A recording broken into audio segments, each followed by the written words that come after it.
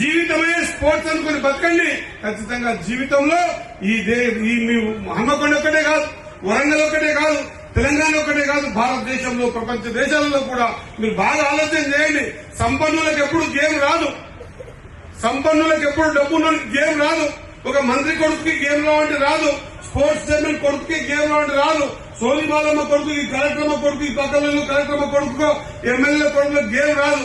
ఎవడైతే గేమ్ లో లీనమైపోయి నాకు ఇదే ప్రపంచం అని ఎవరైతే అనుకుంటాడో వానికి మాత్రమే గేమ్ వస్తుంది. ఆ గేమ్ ద్వారానే వాడు ప్రపంచానికి గుర్తింపు పొందే విధంగా ఎదుగుతాడన్నమాట గుర్తు చేస్తా ఉన్నా. నేను రేవంత్ అన్న స్పోర్ట్స్ ఇస్తే బాగుండే మినిస్టర్ అన్నప్పుడు చాలా కలబడ్డా, చాలా కలగన్నా, ప్రతి గ్రౌండ్ విజిట్ చేయాలనుకున్నా, ప్రతి సందర్భాన్ని విజిట్ చేయాలనుకున్నా. కాబట్టి ఆయన ఒక స్పోర్ట్స్ పర్సన్ కి స్పోర్ట్స్ షూస్ ఇచ్చిన తర్వాత ఖచ్చితంగా స్పోర్ట్స్ పాలసీ అనుకోబడ్డాం. ఈ స్పోర్ట్స్ పాలసీలో మీరు ఆడుతున్న ప్రతి గేమ్ కూడా రికార్డు చేస్తాం. ఖచ్చితంగా మీకు కోడ్ ఇస్తాం, మీరే డైరెక్ట్ గా రికార్డ్ చేసుకోవచ్చు.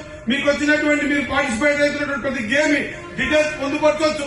ఈ ట్రాన్స్పరెంట్ గా గతంలో ఏముంటుండే రికమెండేషన్స్ ఉంటుండే, ఇప్పుడు రికమెండేషన్స్ కాదు, ట్రాన్స్పరెంట్ గా మీ ఆట మీద ఆధారపడే మీ టాలెంట్ చూసే ఖచ్చితంగా సీట్లు ఇస్తా ఉన్నాం. ఈ రోజు అఖింపేట అయినా, కరీంనగర్ అయినా, ఆదిలాబాద్ అయినా, లేకుంటే హనుమకొండ అయినా ఖచ్చితంగా ఆడే పిల్లలు మాత్రమే రండి. మీ ఆట ద్వారా ప్రపంచానికి, మీ ప్రాంతాన్ని, మీ తల్లిదండ్రుల్ని, మీ పీడిలని మీకు స్థానం కల్పించిన ప్రభుత్వాన్ని, మమ్మల్ని, మా ఎమ్మెల్యేని ఖచ్చితంగా మా అందరికీ పేరు వచ్చే విధంగా మీ ప్రయత్నాలు ఉండాలి.